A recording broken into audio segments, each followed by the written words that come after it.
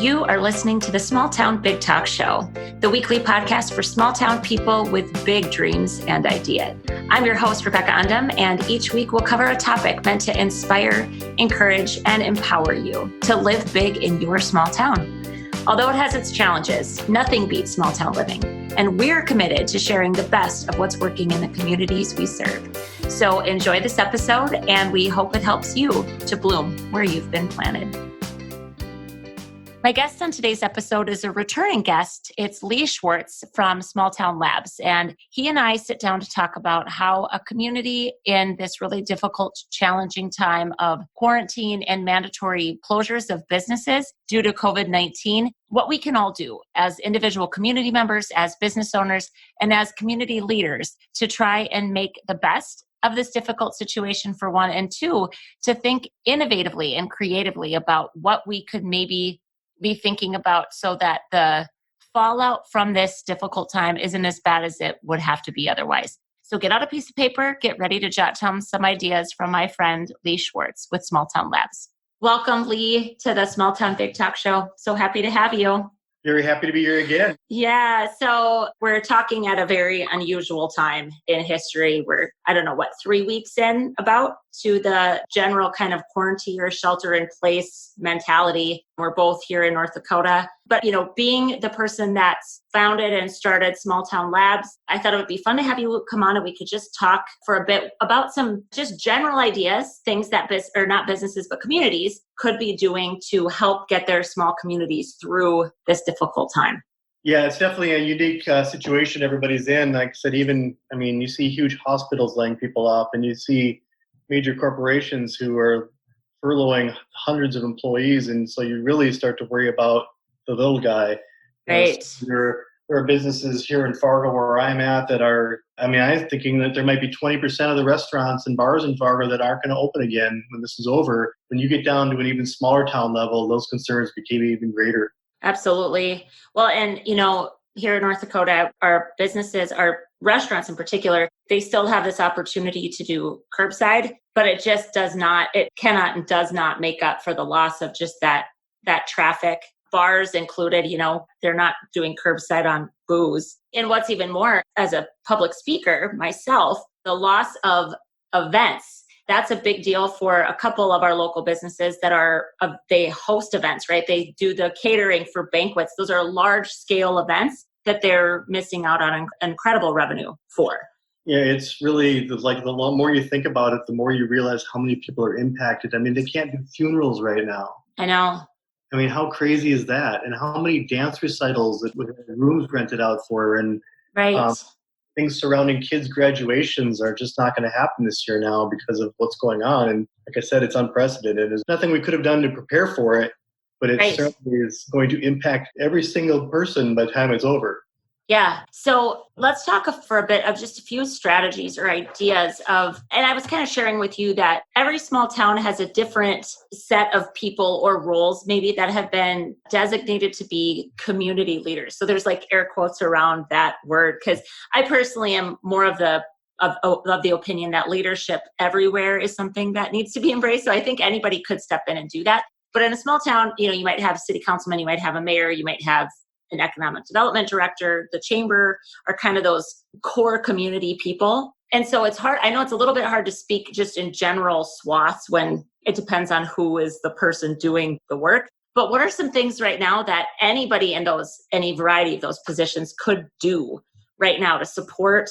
Let's think specifically about these businesses, like the businesses that we're all worried about, that we care about, that we love. What are some things we could be doing right now, do you think? Well, I think, just like in our personal lives, we take care of our families first. And I think small towns need to take care of their businesses first. The focus right now, at least in the short term, isn't necessarily on bringing in new businesses or families. It really needs to be keeping what you have. And so many of the local bar owner in your small town might not be savvy enough to apply for a federal grant or a federal loan and might need the help of the banker. And certainly banks are great resources in times like these, especially when it comes to applying for new things none of us have ever applied for. No matter who you are in the community, you can go up to the local coffee shop or the local cafe and say, what can we do to help you?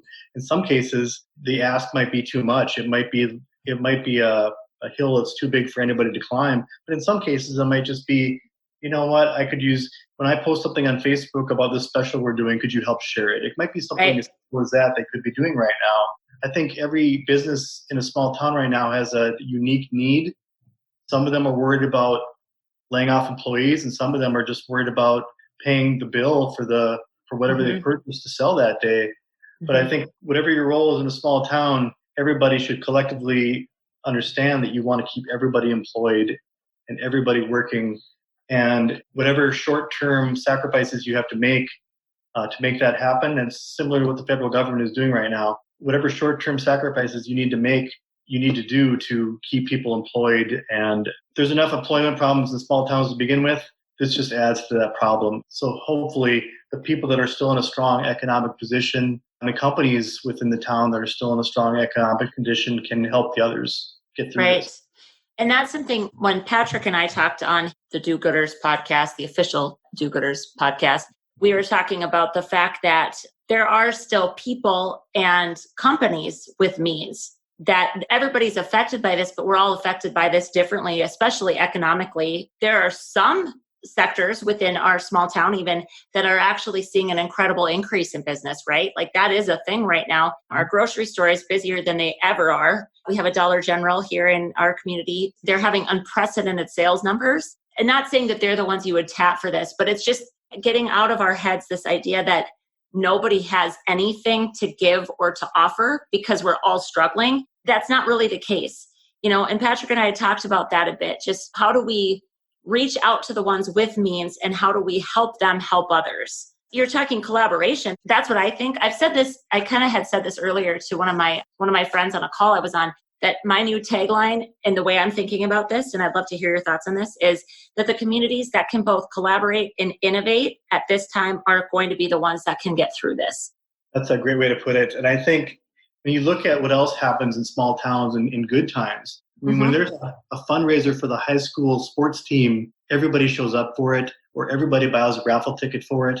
Yep. Well, now it's time to do the same kind of thing for local businesses. And if you decided that everybody in town this week was going to order takeout from the local cafe, just think what a huge boon that would be to the cafe. And then the next week, everybody at least once is going to get a burger basket from the local bar for takeout. If they can organize those kind of things, and certainly it takes some innovation on the part of those businesses as well to package the things in a nice way to distribute them. I just think there's so many things that people can be doing. Like not any single person is going to be able to support the grocery store and keep it open, but collectively everybody can. Right. So on that line, I want to ask you about something because, again, I have no official capacity in my community right now. Like I don't have an official role of any kind at this moment in time. And yet I feel a deep compulsion to do something. And it's partly because Growing Small Towns, the nonprofit that we started here, has always been, this is what we've always been about. And now the work just might look a little different, right? So one of the things I've thought about, and again, would love kind of just to spitball this with you. I have thought, what would it look like to pull together industries? And like, let's say you host a Zoom call and you bring all of your local bars, restaurants, all the people that serve food and are doing curbside, and you bring them all together and you talk about creating a weekly calendar instead of each individual organization trying to create a weekly calendar. And like you said, trying to drive everybody to one of them and they just rotate that. And I realize that diffuses some of the sales per restaurant perhaps. And it was just a thought I had, like, I kind of just want to pull them together so they can look at each other, they can talk to each other, they're all dealing with the same things. And even though in a normal environment they might be considered competition, I also think right now they might have ways to support each other because we need them all to survive. And I think everybody would agree with that. Even if it was your competitor, you don't want to see them close their doors in a small community. Yeah, I think the trick is to convince them that by working together, they're stronger.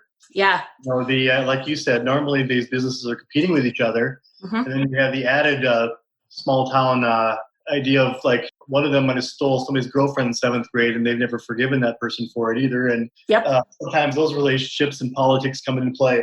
But I do think, like you said, it takes somebody to organize this and to make it work best. And certainly they can all go off in their tangents and go off in their different directions and off with their separate marketing plans and separate business plans to get through this. But it's not going to be as strong as if the community focuses on this business this week and this business the next week, right, or 2 or 3 days, or however you want to work it. Right.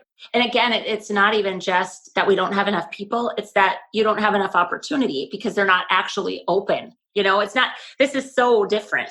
These are some of the things I've been thinking about. It's just like, what could and what should that look like? What other things do you think would be helpful for people to think about or try right now? I think if you're in a position to support those businesses, reaching out and making sure that they have a contact for somebody to help them through the SBA things. I will just say, I could say it won't be, by the time this airs, it'll have been over, but there's like the North Dakota League of Cities is hosting a webinar tonight on the SBA loans that I'm sitting in on, because so far I haven't seen anything come straight out of North Dakota about it, and that's important to me because I think, again, it'll have an SBA person on the phone. You can come prepared with your questions, because navigating this stuff is hard in the best of circumstances.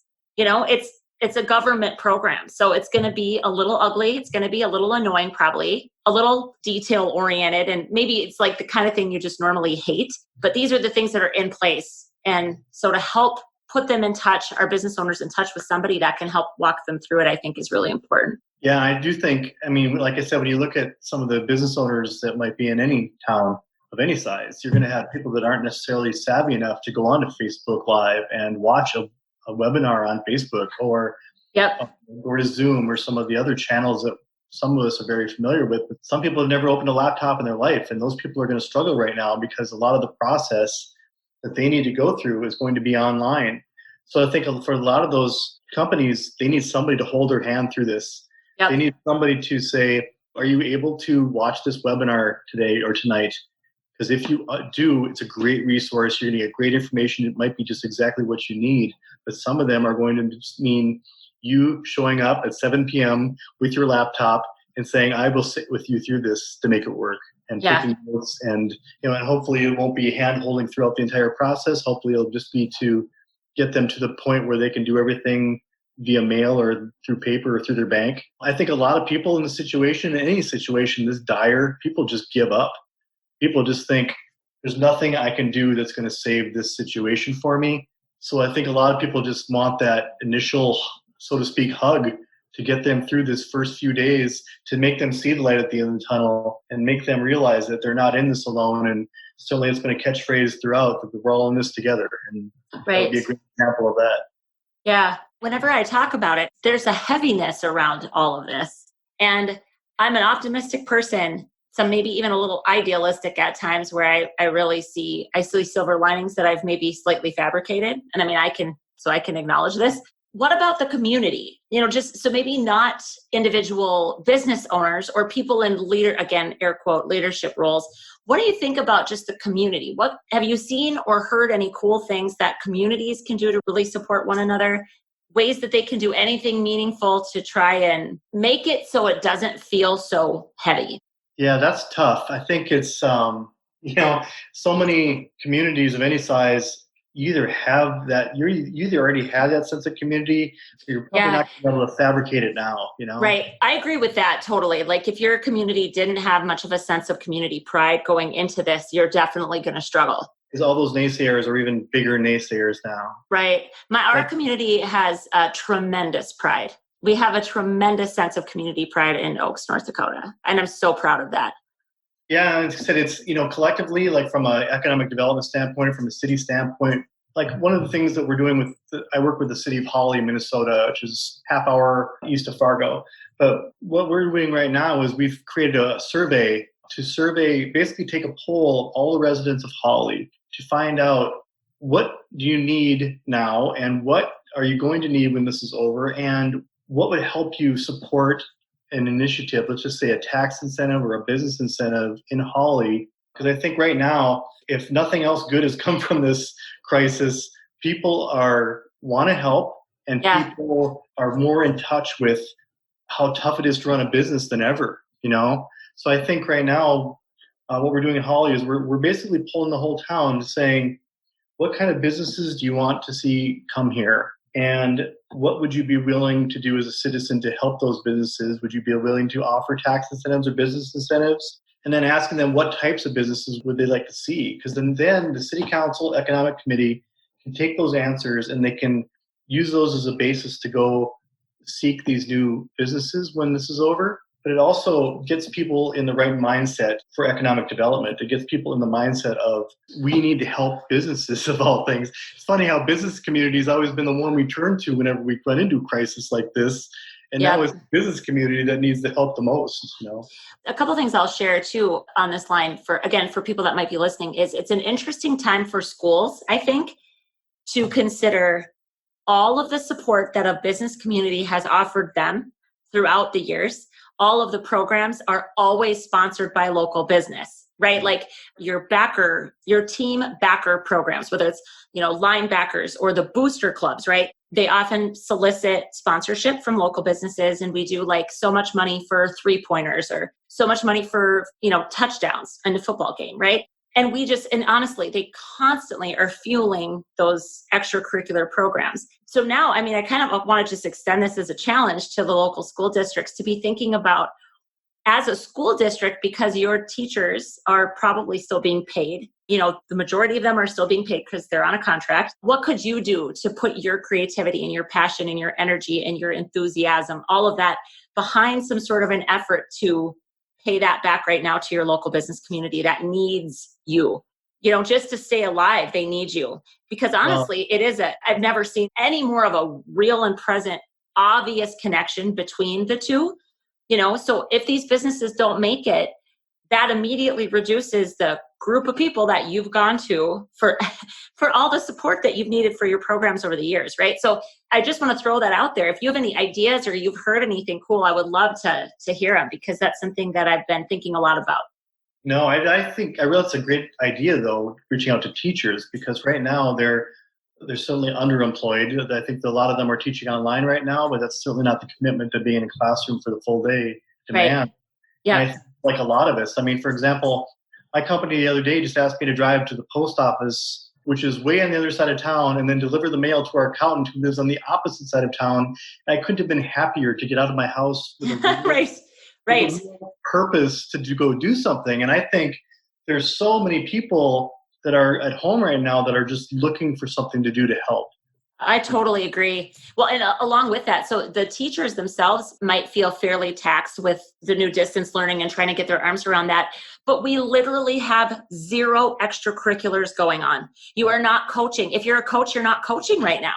And that's killing them. These coaches, that's like their major passion, right? So to me, it's like looking at the extra time that you've been given back. And I would love to, because I feel like if I were to pose this question to our local coaches and teachers, I feel like they could come up with some really cool things. And I will be just trying to encourage them to use their big creative brains and think about what support for the local businesses could look like.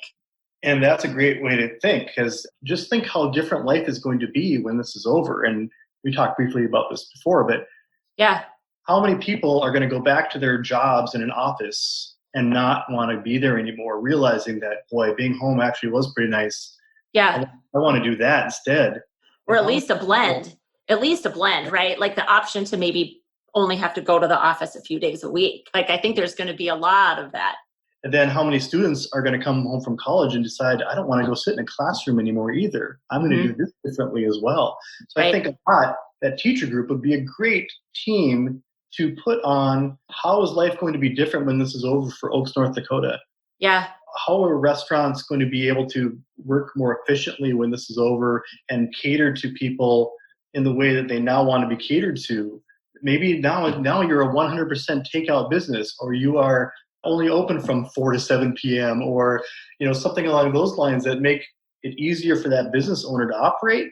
But maybe that teacher group would be a great one to put on that project to brainstorm and make suggestions for those people, because then not only do you get really good insight from a large group of people, but right. You've also got 25 teachers who all said, hey, this is a great idea, you should do this, and then we'll buy into that once it's actually live. Exactly. Yeah. And then the other thing that I've been thinking a lot about is I don't know that we have to wholesale create new whole ways of being or doing, but I think it is thinking about what were the things that made our community great, just generally. And let's say like for us, we have our summer festival. It's the second weekend in June every summer.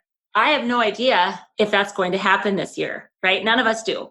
So I think some of it is saying, okay, so let's just say it's a parade. That'd be an example of an event where we have people lining our streets normally and everybody throws out candy and you got all these parade, these floats that go by.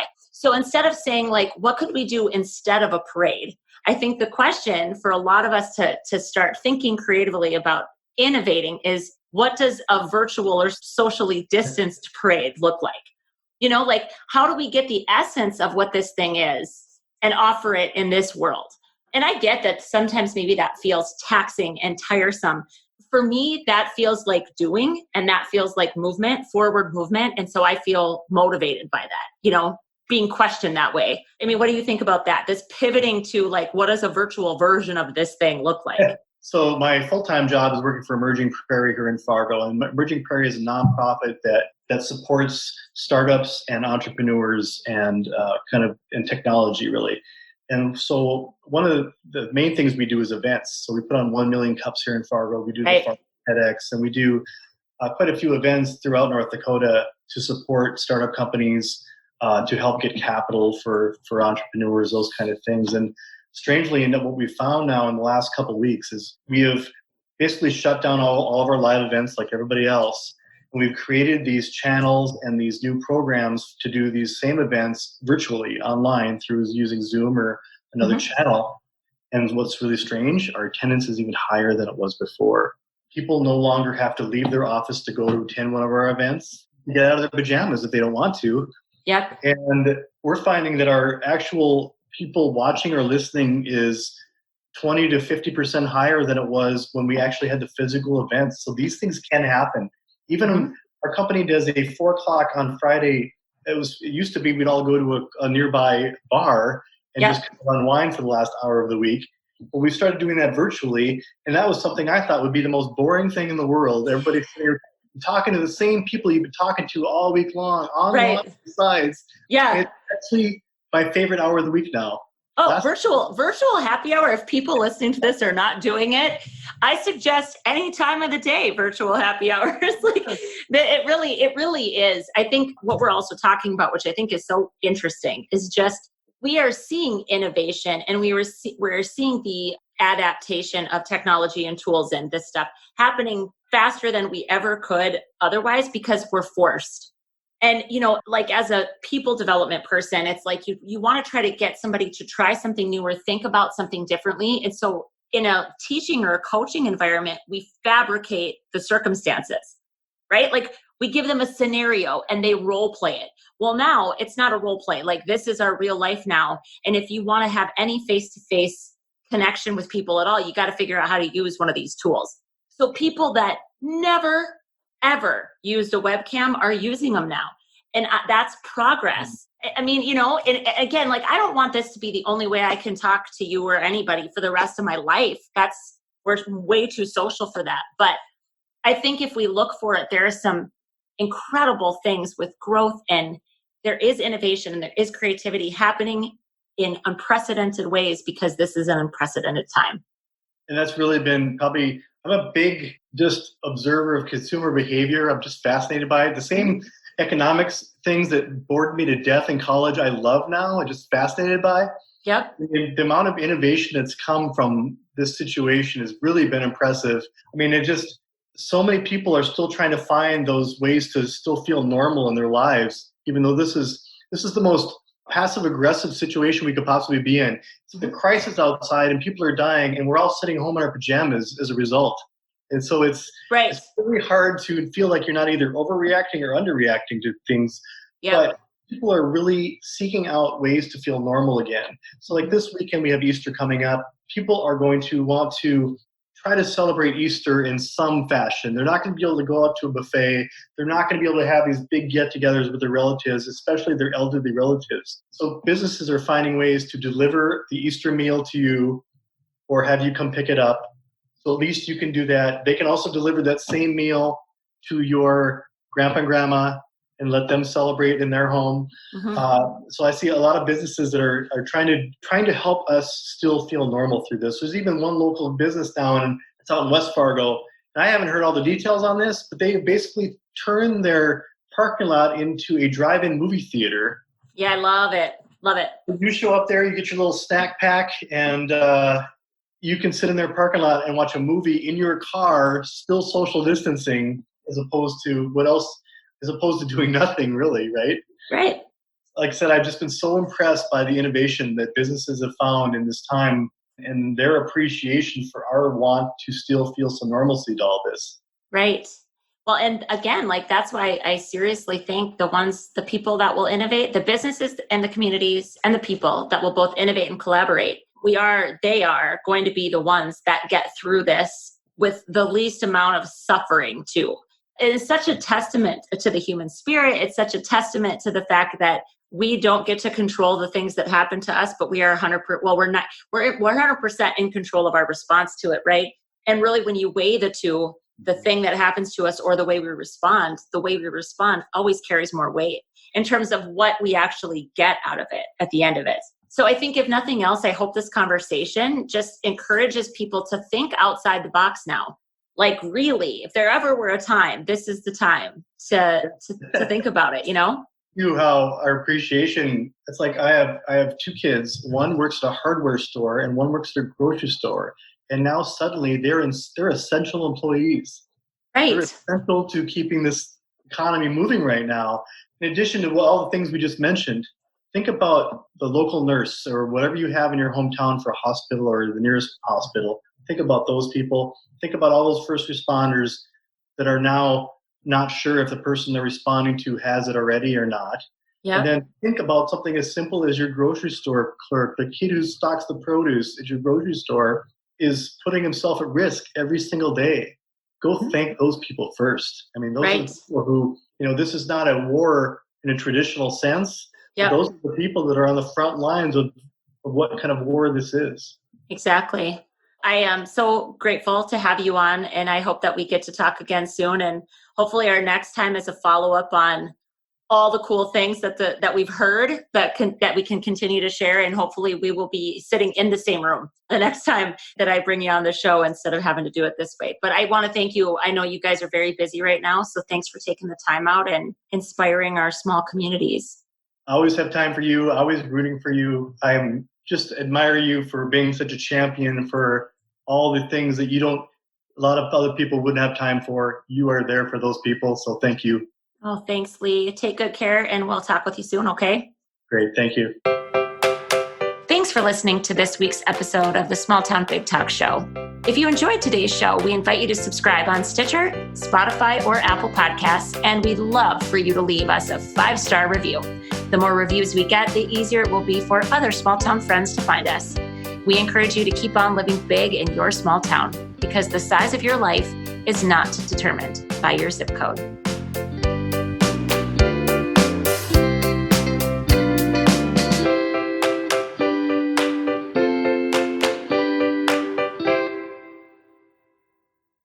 What is my business going to look like after this? Am I going to downsize? Am I going to build my e-commerce? Am I going to become more of a niche in some way? For us, for Mara and I, since we trademarked it, we've always had this idea in our head that we just wanted to scale in a slowly but surely way, but we wanted to be able to have a business that could do that. We wanted to wholesale. We wanted to, we've had different ideas in our heads. We at first thought we were going to start like a mini franchise of trailers and have little Midwest Girl trailers all over the Midwest. Any entrepreneur has these mini light bulb moments several times of your day, like, oh, this is the next big idea, or this is the next big idea. And that's okay, but the one thing that we've always had in our head is that we wanted to be able to create a brand that we could scale. And we are slowly doing that. So now we do wholesale. And, during this time, I'm really grateful for e-commerce, for our website, but my heart goes out to, the retailers that have invested in us that rely on their brick and mortar stores. Right. And so I'm seeing all of them, figuring out, okay, now's the time that I need to get my website, or figuring out what they can do in order to bring a little bit of cash flow in. And so something that we have offered during this time to our retailers, since starting wholesale, we decided that we strictly, when we do wholesale, the stores can only sell in their brick and mortar. We wanted to keep our website exclusive to us. But, we want the businesses that, have believed in our story and what we are doing enough to invest in us. So we're doing that for them, and we're allowing them to sell our products on their website. And hopefully, it'll generate some revenue for them. And a lot of our stores have been really grateful for that. And it's just a hard time, and you have to and that's the same thing, we talk about, you have to be able to adapt and pivot and figure out ways to make it work. And I think that's always been my sister and I's mindset. It's like, we'll figure it out, we'll make it work, and that, I guess that's just like, we have that so deep in our souls that, we will do whatever it takes to make it work. It sounds like you err on the side of generosity too, which is just a beautiful way to move through the world anyway. But, the idea that you had kind of a policy, or, not policy is a strong word, but kind of a general business, business practice of like, this is our website, this is what we're going to do. Yep. And then recognizing, I think that's part of an adaptable, flexible mindset, right? Is saying, okay, but does this serve the people? Like, the idea of having retailers, making sure that they're taken care of is really important to your business, not just right now, but once this is over, it's the future of your business as well. So I think thinking about what's the generous move, right? How do we take care of people? And I think that's so important at times like we're in right now, but I think it's a good mindset to adopt generally. And I hope that the collective empathy I feel like I've seen from our communities and our local businesses, and how people are rallying to do whatever they can to help each other. I hope that we remember this collective empathy and carry this forward. That's something that I would love for that to be part of our new normal. That's the thing. I wish I could help every small business, Right. So we're just trying to do our part as much as we can. For right now, that's looking like, offering that support to our retailers. And, what's been so beautiful about the growth of the Midwest Girl is that we've done it slowly. We've done it on our time. And we've done it in a way that we're able to have great connections with our stores. And so many of them have become friends. And, I know their families and I know their situations. And so it's of course, it's about business, but, there comes a time too where you have to put, like you said, you have to be able to change your business strategies in a way to show empathy, because that's what small business is all about. Small business is about community and just about supporting one another. And, what would this world be without small business? So I guess that's our way of just trying to help as many as we can, and, so that we're all able to come out of this and be able to still do what we love and to serve the communities that we're all in. Absolutely. So I like to always ask every guest that comes on the show this kind of final question. Otherwise, we just have this nice conversation, which is so lovely. And really, I love the spirit of your brand. I love the fact that you're sisters, and I really appreciate you taking time to share your entire story with our audience, because I know there's a lot of people that want a boutique like you have. I mean, there are people that, or they have an idea for starting one, but then all of the fear of having that business overwhelms them and they don't do it. So sharing every little phase on your growth journey has been really a beautiful thing to hear. So thank you so much for sharing all of that with us. And it's funny that you say that, because last night I did a post, and so whenever this airs, they'll have to go back and see it. But, I just was like, I was feeling, this whole situation it makes you just think so differently. And I think everyone's going to come out of this just thinking differently and acting differently, hopefully in a positive way. But, I just was, on Facebook and looking at all of the small businesses that I love. And I wanted to just send a message out there to anybody that it wants a small business to just not feel like, I'm sure so many people are like, okay, there's no way I will ever do a small business after seeing this. And it's like, I just hope, I hope that discouragement fizzles, because me too.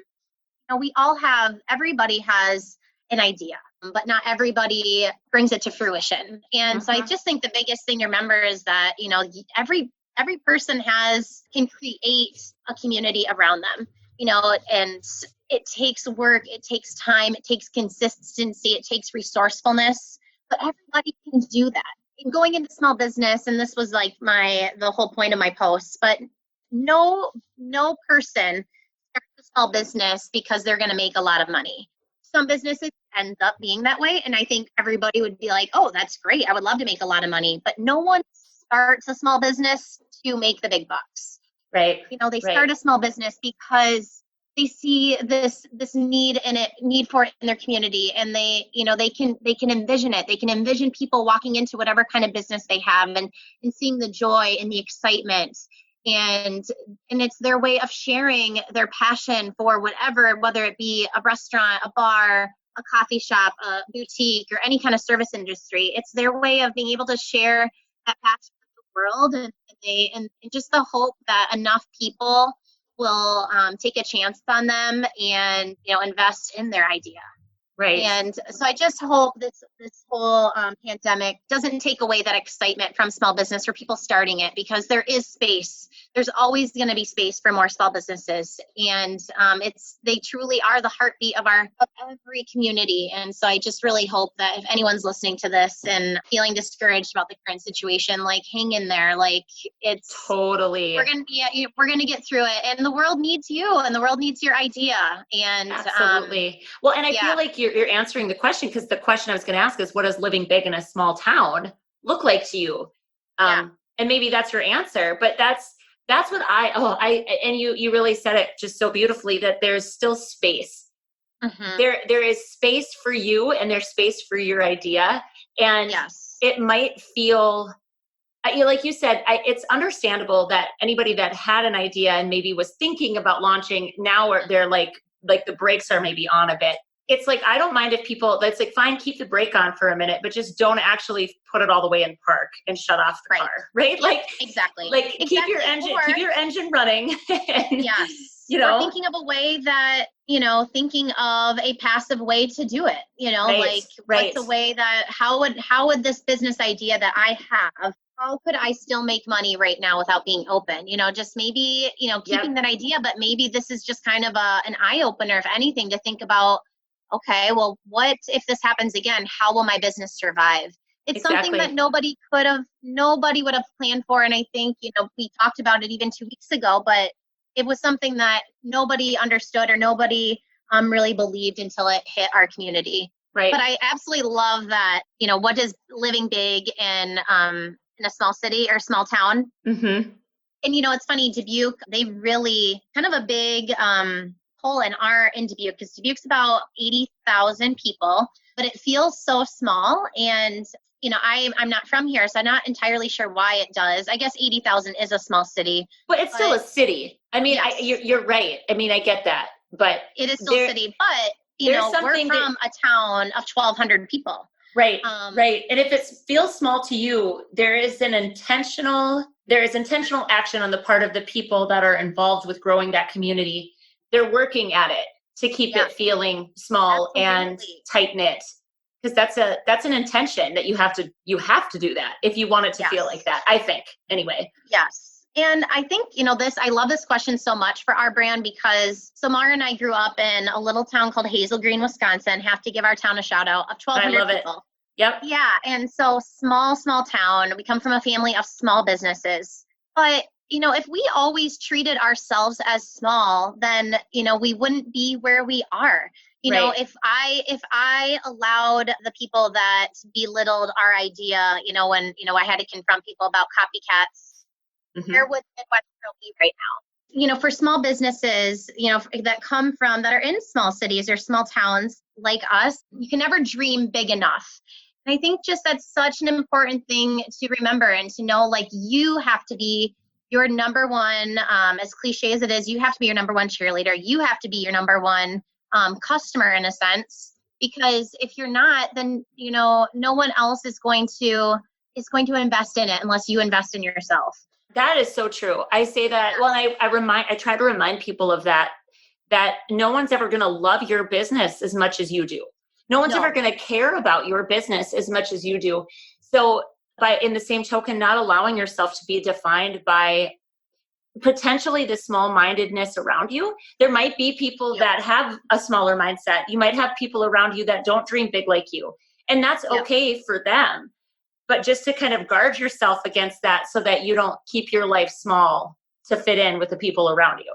Absolutely. And I think too, just knowing, like, being able to define, like, what is making it big, or what does that look like for you? And Mara and I recently this week were having a discussion about finances and what that looks like, and, you know, how just with the recent, you know, the pandemic, how that could impact us. And I think over the last year, I've really realized, like, you have to know how much money know some of money, and I think you can read this anywhere.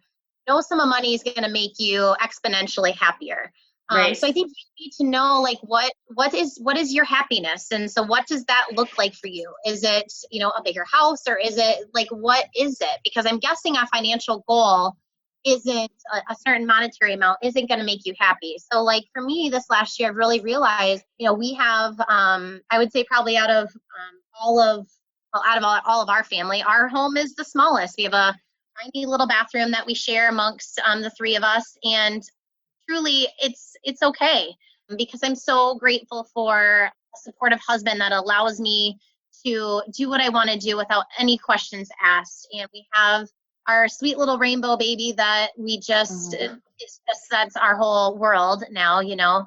And we're fine with driving, you know, older vehicles, because we have, like, I have this sense of freedom with owning my own business. And I know, like, we can just continue to grow and continue to scale. And, like, that is just so exciting for me. But I have everything I need.